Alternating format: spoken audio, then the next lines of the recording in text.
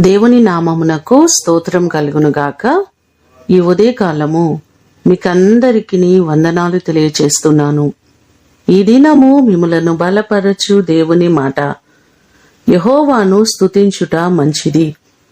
కీర్తనలు 92వ కీర్తన మొదటి చరణం. మన దేవుని నిత్యము మనము స్తుతించబద్దులమై ఉన్నాం. ఇప్పటి వరకు మనను కాచి కాపాడి సంరక్షించి నడిపిస్తున్న దేవుడు. ఎల్లవేళలా ఆయనను స్తుతించవలసిన వారమై మనం ఉన్నాము. స్తుతించడం ద్వారా బైబిల్ గ్రంథంలో ఎన్నో కార్యాలను పొందుకున్నట్లుగా మనము చూడగలం. ఇశ్రాయేలు ప్రజలు దేవుని స్తుతించడాన్ని బట్టి యెరికో కోటగోడలు కూలిపోయినట్లుగాను, కొత్త నిబంధనలో చూస్తే పౌలు శీలలు స్తుతించగా చెరసాల పునాదులు కదిలిపోయినట్లుగాను మనము బైబిల్లో చూడగలం.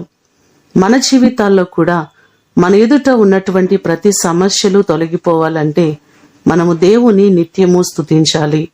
ఆయనను స్తుతించుట మంచిది అని బైబిల్ మనకు సెలవిస్తుంది.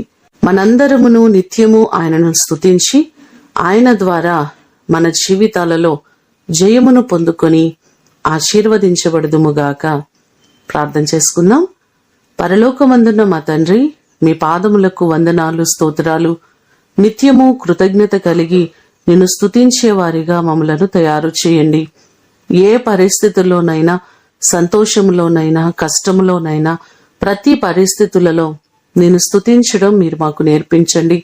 ఇప్పటి వరకు మమ్మలను నడిపించిన దేవుడవు, సంరక్షించిన దేవుడవు, క్షేమమిచ్చిన దేవుడు మీరే ప్రభువా. మీ కృపతో మా ప్రియులెల్లరినీ మీరు జ్ఞాపకం చేసుకుని ప్రతి వారిని దీవించండి, ఆశీర్వదించండి.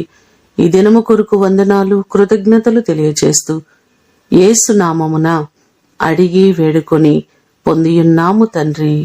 ఆమేన్. దేవుడు మిమ్ములను దీవించునుగాక.